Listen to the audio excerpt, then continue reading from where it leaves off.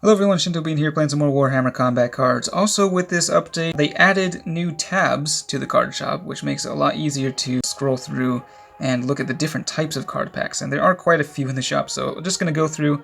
Over on the left-hand side, we've got new cards. So this week we have like this new Orc Bodyguard. It is the Grot Mega Tank. It appeared in a previous campaign, I think, so... A pretty powerful barrage attack and shields for the secondary trait, as it is an epic, pretty powerful card actually, especially at max level. So yeah, those are the packs there that you can purchase with money. These do tend to be quite expensive. These ones do come with plasma and coins as well as cards. Then over in the next tab we have the combat patrols, which they added a bunch of new combat patrols, and all of the new ones they added actually have brand new cards as well. So some of these are very tempting even for long-time players. I think I didn't get any of the previous ones, like this Necron bundle, which is the cheapest one. It's a good deal for beginners, I think, but yeah, some of these are very tempting, like this Adeptus Mechanicus one. It has this Engine Seer with only a melee attack and Medicae.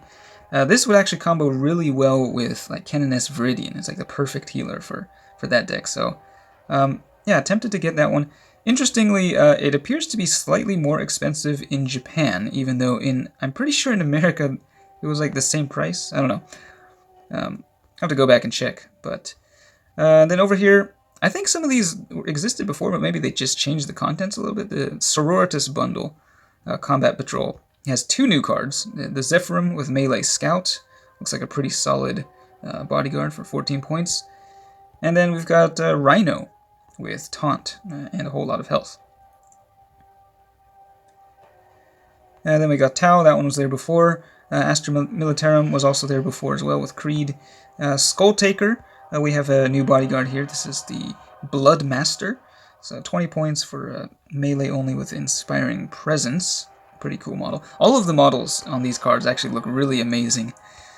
For the Death Guard bundle, and these are starting to get a little more expensive, as you can see, but we've got the Biologus Putrefier with ranged and melee and poison for the trait. Very cool model there. This one, maybe not the greatest bundle, honestly. Some of these are definitely better than others. I've got Drukhari here. We've got another new card. This is the Drukhari Raider with Taunt. Fairly expensive for a Taunt card, so don't know exactly how useful it'll be, but it does have quite a bit of health at the max level. We got the Genestealer Colts Combat Patrol. This one is probably one of the weaker options, honestly. A lot of these cards are not that great. Eldari. This one's just okay. We do have another new Guardian Defender here with Precision Shot. 4 points, so very cheap. And then we got the Custodes. This one, if you don't have Greyfax, definitely worth picking up, I would say. Yeah, Greyfax, very powerful warlord. The other bodyguards, not so much. This is another very cool new model, the Vexilius Praetor, with Inspiring Presence, but Servants of the Emperor have so many cards with Inspiring Presence already that this one certainly is not necessary. Looks like they've been adding more like cards from different sub-factions, though, so that if you want to just make like a thematic deck of one sub-faction, it's getting easier to do that these days. For Chaos, we got this Abaddon Combat Patrol with a new Dark Apostle. Another one with Inspiring Presence. Chaos also have a lot of cards with Inspiring Presence, actually. This one is mid-range at 26 points. And then we've got an Orc Combat Patrol with Ghazghkull Thraka. This one actually has a really good rare card here. The War Boss in Mega Armor with Death Blow. This guy would combo really nicely with like Zadgrad Wartsnaga if you're running like a melee deck with him. Very cool card there. I got World Eaters with Skull Taker. This one's maybe not that great, honestly. Do like the cards, but they're not super strong. We got a new Tyrannid Combat Patrol. This one's okay. Tervagon, of course, is a very powerful warlord. And we have yet another Termagant. I think this is Termagant number 4, including the one that you get from the Tervagon. This one has Endless, and just ranged only at 4 points. Now we got Leagues of Votann Combat Patrol. This one's unchanged. Space Marines with 2 new cards. We've got the Terminator with Taunt, and an Infernus Marine, yet another Space Marine with Barrage. There's so many of them now, it's kind of ridiculous. We've got the Thousand Suns Combat Patrol. This one has another new bodyguard for Zinch.